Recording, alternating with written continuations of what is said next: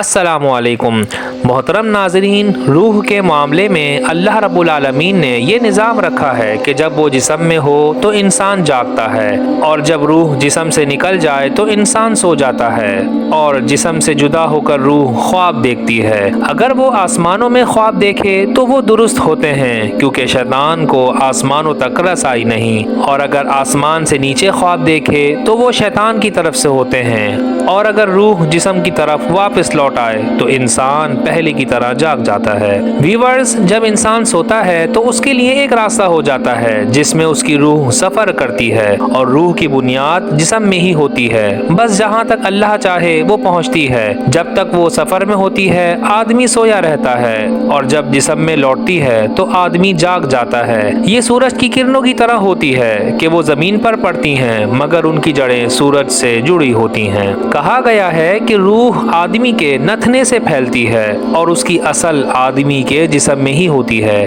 اگر روح مکمل طور پر جسم سے نکل جائے تو آدمی مر جائے۔ مثال کے طور پر چراغ اور اس کے فتیلے کو جدا کر دیا جائے تو چراغ بجھ جائے گا۔ آگ کا مرکز فتیلہ ہوتا ہے مگر اس کی روشنی گھر میں پھیلی ہوتی ہے۔ اسی طرح بحالت نیند آدمی کی روح بھی اس کے نتھنے سے پھیلتی ہے اور آسمانوں میں گھومتی ہے۔ روحوں پر مقرر فرشتہ اسے اس کی پسندیدہ چیزیں دکھاتا ہے، پھر اسے اس کے بدن کی طرف لوٹا دیتا ہے۔ ایک بزرگ سے پوچھا گیا کہ کیا وجہ ہے کہ آدمی خواب میں اپنے آپ کو کبھی خراسان، کبھی شام اور کبھی ایسی جگہ میں دیکھتا ہے جہاں کبھی گیا بھی نہیں؟ فرمایا، یہ روح ہوتی ہے۔ تم روح کو جسم کے ساتھ جڑا ہوا دیکھو گے، بس جب تم جاگنا چاہتے ہو تو جسم روح کو کھینچ لیتا ہے۔ اللہ تعالیٰ قرآن پاک میں ارشاد فرماتا ہے، وَهُوَ الَّذِي يَتَوَفَّاكُم بِاللَّيْلِ وَيَعْلَمُ مَا جَرَحْتُم بِالنَّهَارِ ثُمَّ يَبْعَثُكُم فِيهِ لِيُقْضَىٰ أَجَلٌ مُّسَمًّى ثُمَّ إِلَيْهِ مَرْجِعُكُمْ ثُمَّ يُنَبِّئُكُم بِمَا كُنتُمْ تَعْمَلُونَ۔ اور وہی ہے جو رات کو تمہاری روحیں قبض کر لیتا ہے،